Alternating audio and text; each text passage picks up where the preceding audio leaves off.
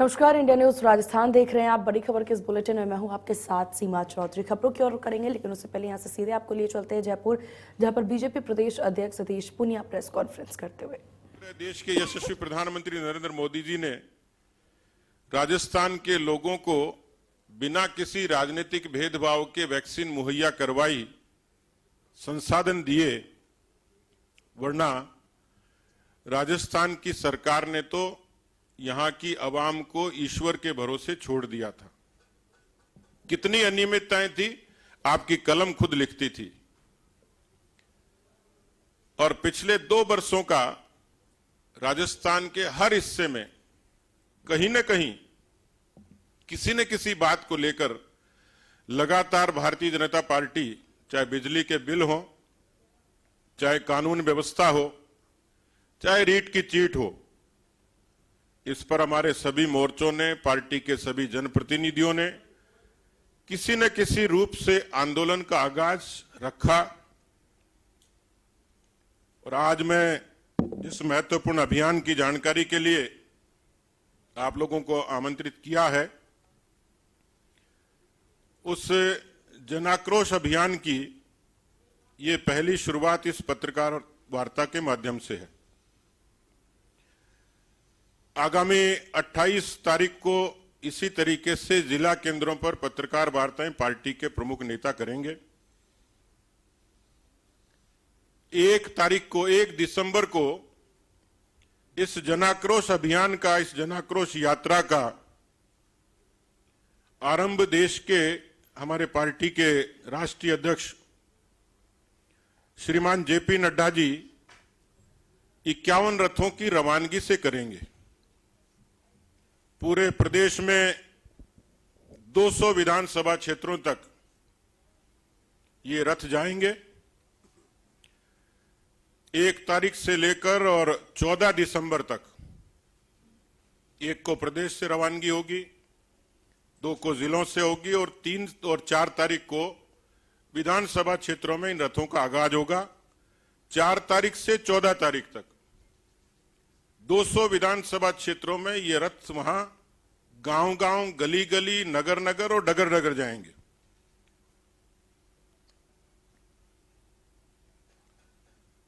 लगभग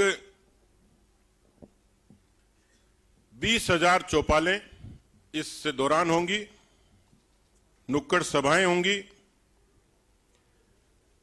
2 करोड़ लोगों तक हम लोगों का लक्ष्य है कि हम अपनी बात को पहुंचाएंगे।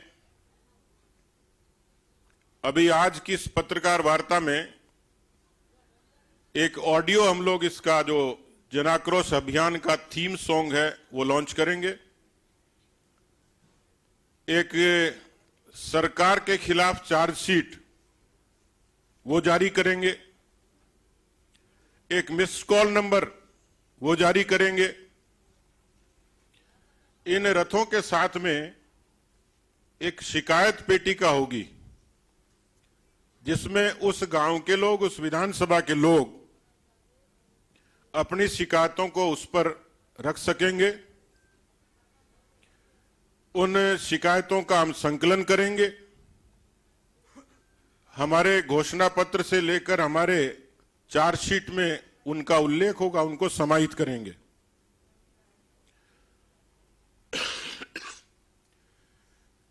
चौदह के बाद में 14 से लेकर 20 दिसंबर तक सभी 200 विधानसभा क्षेत्रों में जन आक्रोश सभाएं होंगी। एक बड़ी संख्या उसमें जुटेगी। लगभग एवरेज औसत 5,000 एक विधानसभा क्षेत्र में आम लोग उसमें शिरकत करेंगे। मंच पर विराजे और पार्टी के प्रदेश के तमाम ऐसे प्रमुख जनप्रतिनिधि ये उन जनाक्रोश सभाओं में शिरकत करेंगे, संबोधित करेंगे। मित्रों, मुझे लगता है कि राजस्थान में जिस तरीके की जन चर्चाएं चलती हैं, सरकारें पहले भी आई हैं। राजस्थान के जनमानस ने अनेक अवसरों पर अनेक फैसले किए हैं। 90 के दशक के बाद राजस्थान में एक धारणा चलती है कि सरकार बदलती है परसेप्शन से, जनधारणा से। एक दूसरा कारक बताते हैं एंटी इनकम्बेंसी का, जन विरोध का। लेकिन मैं ये मानता हूं कि इस बार इस सरकार के खिलाफ केवल एंटी इनकम्बेंसी नहीं है, एक जबरदस्त रेजेंटमेंट है, जन आक्रोश है।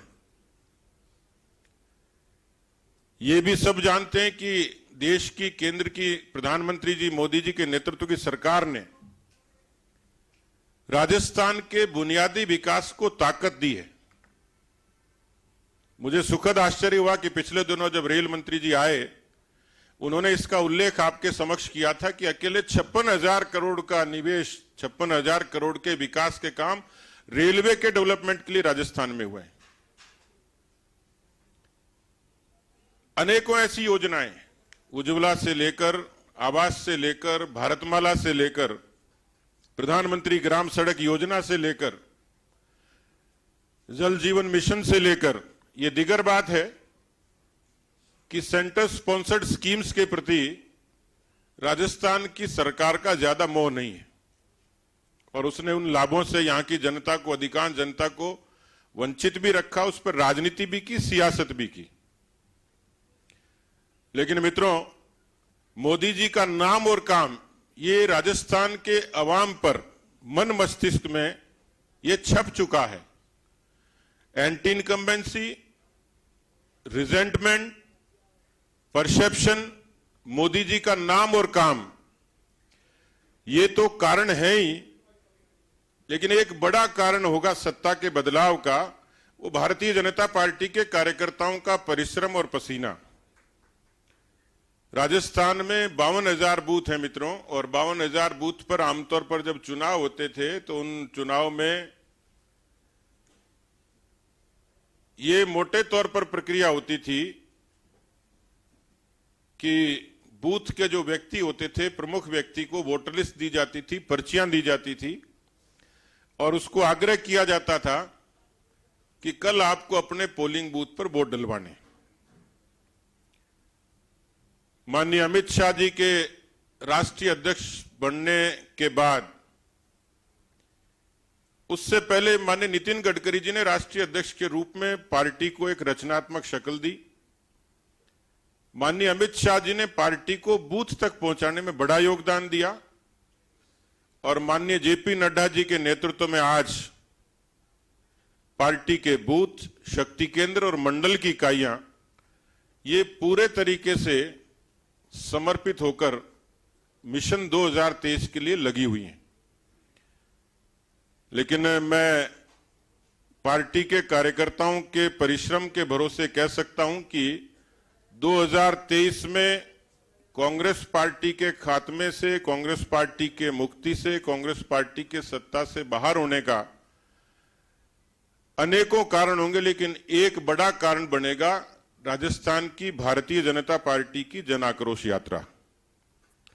इस यात्रा के जरिए हम लोगों की कोशिश है कि सरकार के खिलाफ सदन में हमारे दोनों ही नेताओं ने, माननीय गुलाब चंद कटारिया जी और राजेंद्र राठौड़ जी ने, अनेक ऐसे अवसर थे जब सरकार को सदन से भागना पड़ा और इसी तर्ज पर सड़क पर भी हमारे सभी मोर्चों ने अनेक अवसरों पर इस सरकार से लोहा लेने का काम किया। राजस्थान की जनता की डिमांड है, राजस्थान की जनता बदलाव चाहती है, राजस्थान की जनता कांग्रेस पार्टी के कुशासन से, जंगल राज से, भ्रष्टाचार से आजी जा चुकी है और यही एक ऐसा अवसर है जब भारतीय जनता पार्टी ने इस जन आक्रोश को मुखरता देने के लिए इन जन आक्रोश यात्रा का ये आयोजन किया है। हमारे प्रदेश प्रभारी माननीय अरुण सिंह जी के निर्देशन में इस पूरी यात्रा की विस्तृत चर्चा सभी नेताओं की मौजूदगी में प्रदेश की कार्यसमिति में हुई है। जैसा मैंने कहा कि आज उसके थीम